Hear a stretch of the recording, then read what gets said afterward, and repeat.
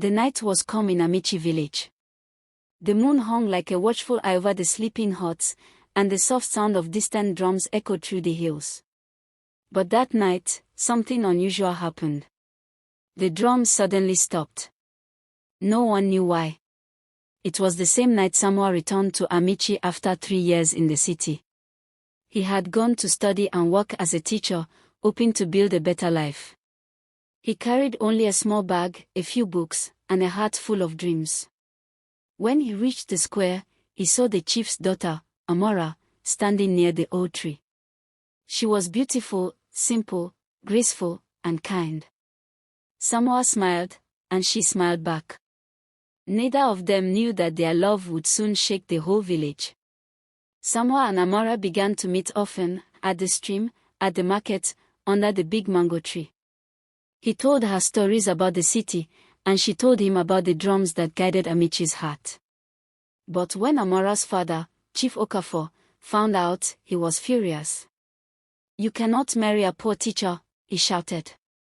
"You will marry Obinna, the son of Chief Odiyu, a man of wealth." Amara's eyes filled with tears. "Father, I don't love Obinna." But Chief Okafor didn't listen. To him, love without wealth was like a drum without sound, empty. Obinna, the rich suitor, was proud and boastful. He saw Amara not as a woman to love, but as a prize to win.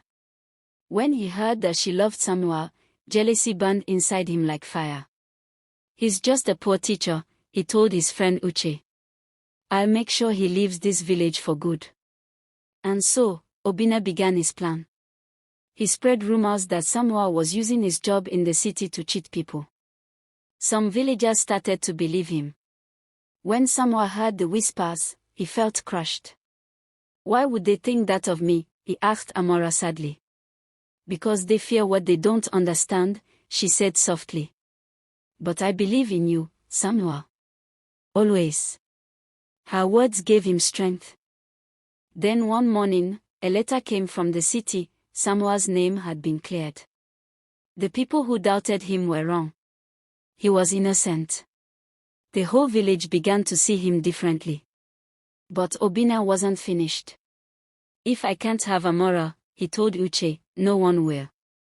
Amara's father began to notice how calm and patient she was, even when he scolded her. Her love didn't fade. "Maybe I was wrong," Chief Okafor told his wife one evening. "Maybe a man's worth is not only in money." Before he could say more, Obinna came storming into the compound. "You promised me your daughter," he shouted. Chief Okafor stood. "You may leave, Obinna. My daughter's heart is not for sale." Obinna's eyes darkened. "You'll regret this."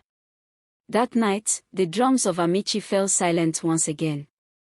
The next morning, Samuel returned to the village. Children shouted, "Teacher Samuel is back." Even the chief greeted him with respect. "You have made Amechi proud," Chief Okafor said. "And you still love my daughter?" "With all my heart," Samuel replied. The chief smiled. "Then I will not stand in your way." Amara's joy overflowed. She hugged her father and cried. But from his window, Obinna watched. "He won't marry her," he whispered. "Even if I have to destroy everything."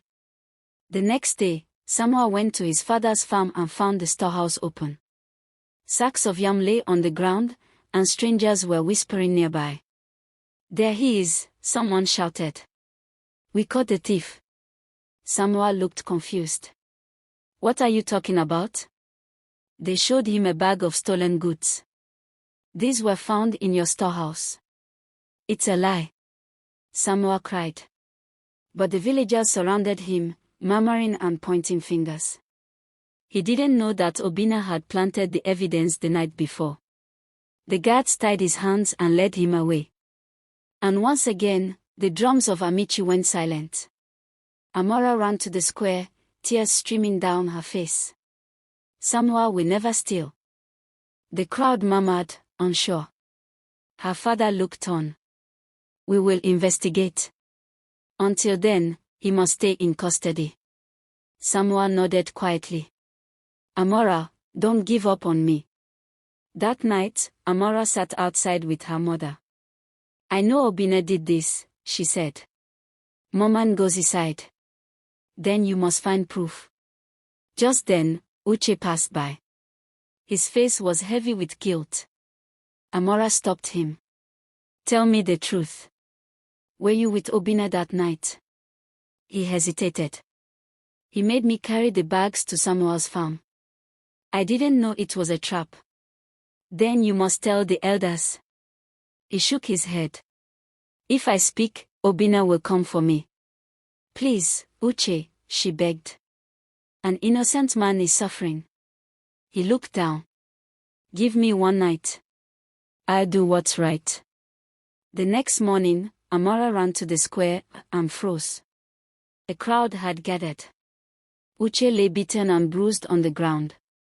Who did this? She cried. We don't know, an elder said. He was on his way here to confess. Amara knelt beside him. Please, Uche. Tell them. With weak breath, he whispered, it was Obina, and fainted. The crowd gasped. The chief called the guards. Bring Obina to me. When they found him, he tried to run. You destroyed an innocent man's name, the chief thundered. Obina's voice shook.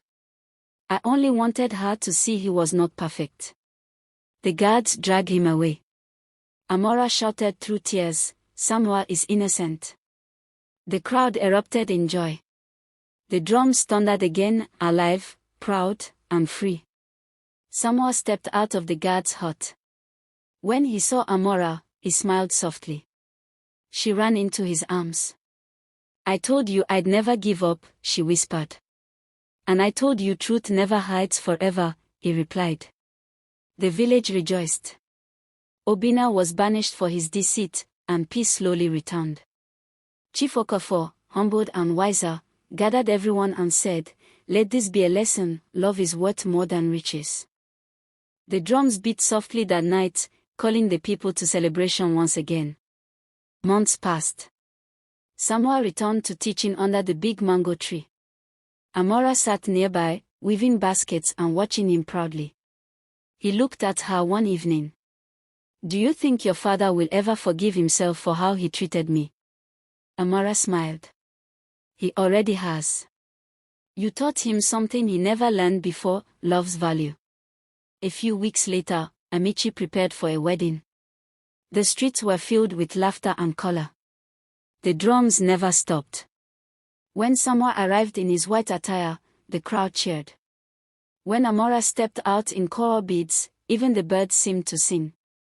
Chief Okafor stood and said, today, my daughter marries a man of truth.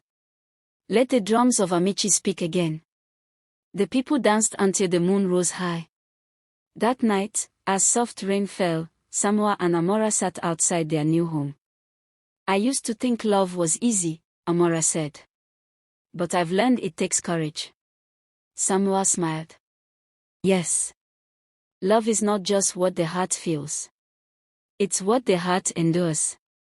They listened as the drums played in the distance, steady, gentle, eternal. The drums are speaking again, she whispered. And they'll never stop, he said, as long as love lives in Amechi.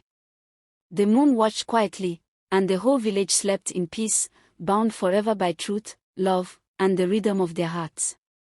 And that is how Samuel and Amara lived happily ever after. And please don't forget to like, share, subscribe to this channel and follow for more interesting stories.